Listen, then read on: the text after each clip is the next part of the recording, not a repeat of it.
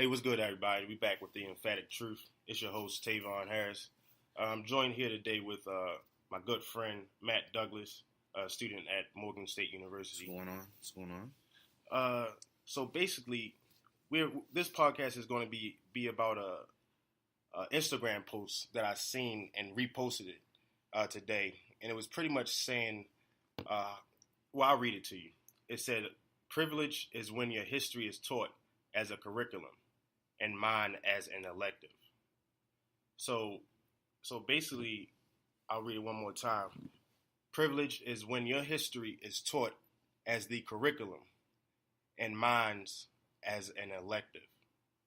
And my immediate thought of this was my own personal experience with history of African history in college, and how just historically in college we are always taught and urged as a requirement to take liberal studies elective involving U.S. history, U.S. European history, or U.S. world history, along those lines. and what it can really mix you up with is how you can learn about someone else's culture throughout a period of time and be sort of indoctrinated with their knowledge and with their ideas of their heroes and great feats in history, but not have any of your own. And any of your own, I'm regarding to Black history, history of African people before slavery, and history of Blacks and their achievements throughout the diaspora. So I brought Matt on to pretty much give his perspective of how being at a HBCU has pretty much affected how he feels about the Black history, and how is that forced as a requirement can sort of impact your thinking and impact and influence you to sort other majors and so on and so forth. So Matt, if you could just give like a sort of brief history of why you chose Morgan as a school. Right. So basically, I chose Morgan State University as my school of choice. Coming out of high school, of course, I went to a school out in Baltimore County, Owens Mills High School. So with my parents, they didn't go to college or anything. My dad actually ended up going to college while I was in school as well. He ended up getting his degree from an online university. They stressed the importance of college and everything. So basically that got the ball rolling with me trying to get my applications out there and everything. I wasn't necessarily the best student out there, but my grades weren't terrible either. Mm-hmm. So I looked at a couple of different schools. My first choice was going to be Virginia Commonwealth University. I also applied for like Howard, applied for Morgan, Elizabethtown College out in PA, Okay. Yeah, I'm familiar with that. St. John's University in New York, and well, for the most part, I actually got into all of those schools. I got into VCU, got into Howard, Morgan, Elizabethtown. I don't think I actually finished my application for St. John, but I'm not really sure. I think I did apply for them.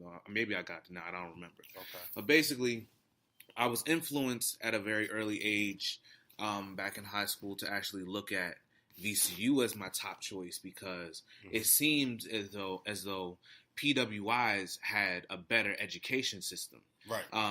They were always seen as like the bread and butter kind of sort of like the top shelf education that you can get. You didn't want to go to a small private university. You didn't want to go to an HBCU. You didn't want to go to community college out in Baltimore County because you had all the rest of the other students which were of other color. I mean, to say the least, fairer skin, and they all wanted to go to big universities, and in their eyes, it seemed as though smaller universities weren't worth it at all. Right. So that's like just a glimpse of like the influence that your childhood can actually have on like your college choices. Nonetheless, I still applied for some of those schools. Now, I wanted to go to VCU, of course, and I wanted to like major in art or something like that. But I was gonna do like engineering or whatever after something dual degree, something like that. Right. You gonna finesse it a little bit. Talked to my parents, and they wanted me to like really get into engineering, and I was pretty good at that. So ended up becoming a civil engineering major at Morgan. Mm-hmm. The reason being because it was closer to home and everything. Mm-hmm. Basically, moving forward past that, like the HBCU experience is, from what I've seen, is not that different from what you get at a PWI. You get basically the same exact education. You get the same material and stuff. Like those that say that the education system there is poor Right. are definitely wrong about that, because there's actually a lot that we actually learn over people at PWIs. You know, like there's definitely a benefit that you can actually get from having a closer relationship with your professor, having 20 something students or whatever in your class. Right. Mm-hmm. So intimate. Yeah, like that's like one thing that I learned, you know, like going through college and everything, that it doesn't necessarily matter where you go as long as the education and the foundation is actually set up. That being said, Morgan is a great school. Morgan has been pretty good to me. You know, like you always have your issues with like a financial aid system or whatever in your school, but that's given. Other than that, I've learned so much. I got a whole bunch of different internships. All of my professors helped me in order to get all of those. My resume is decorated. I learned different things from different people, as well as the professors and staff there, about building your resume, being able to actually network and really, really market yourself, because a lot of schools don't actually tell you that. It's more so about who you know, not always just what you know in the classroom. Right. So do you think? I know you said that being an engineer major, or just being a student at Morgan, you have to take a African Studies course as a requirement. Right. How was that class? Like, what was that class about? I think what was his name? I think I actually took the class under Professor Herbert Brewers. I think that was his name. Took that like my sophomore year or something. And it was actually very informative. I actually kind of wish that they had 2 classes of that or something, because there's so much more history that you can actually learn about Africa. Right. You know, like we learned about like Sundiata, Ethiopia, Egypt, all of that stuff. But we learned about all of that generic stuff. You know, like you want to be able to learn about the other countries in Africa as well, you know, so that you can really, really learn the true diaspora of Africa, you know. Yeah. Moving on to the post. Yeah, moving on to the post on the that was posted today about privilege. African diaspora was actually a requirement for our school. So we were required to take that class for any major, from what I know, in order for us to graduate. Well, it made it pretty important and you know, pretty standard that we actually learn about some of our history or something. Right. But come to find out that not all schools actually require African diaspora. My thing is that if African civilizations basically started and were the starting point of the world, and people started to migrate from there, you know, as history and science actually supports that, why is it not actually a requirement for everybody to learn, you know, like their true roots, you know, white, black, Asian, whatever it may be, coming from that homeland of Africa way back when.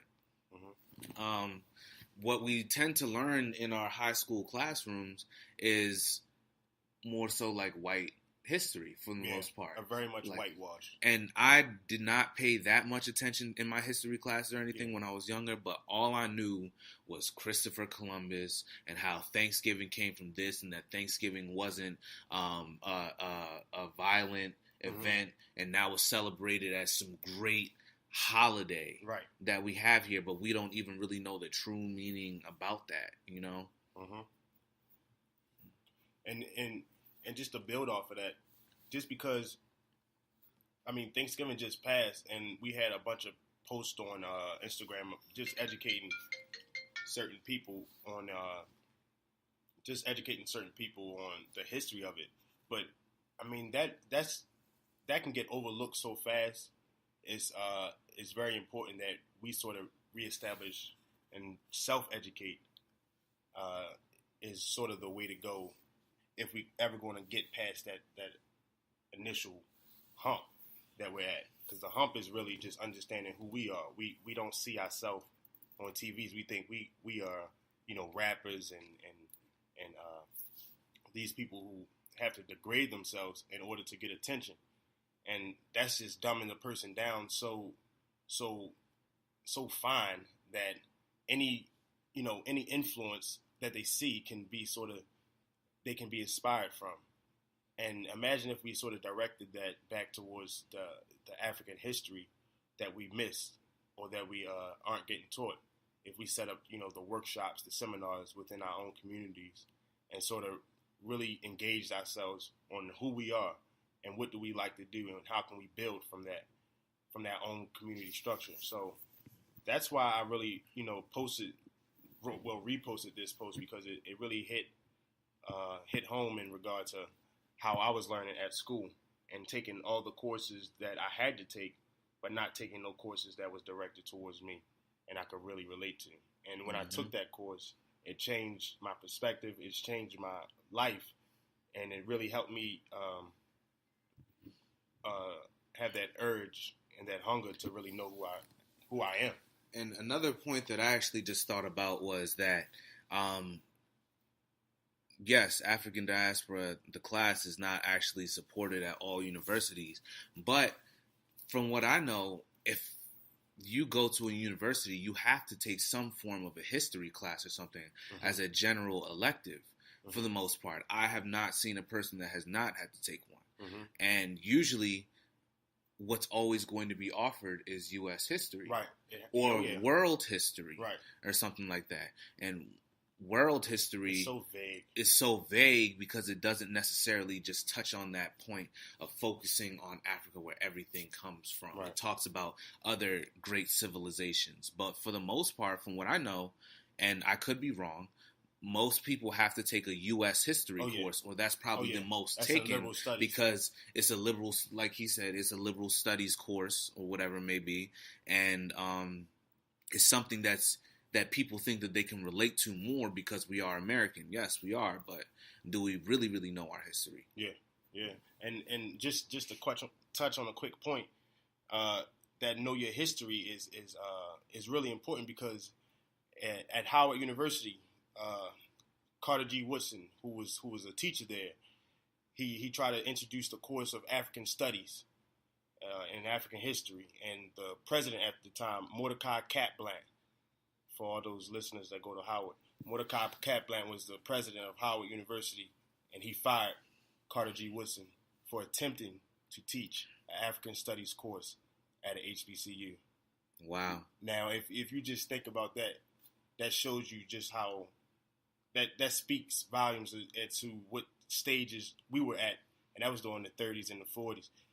Now imagine, where we at now as far as our education, and that was at Howard.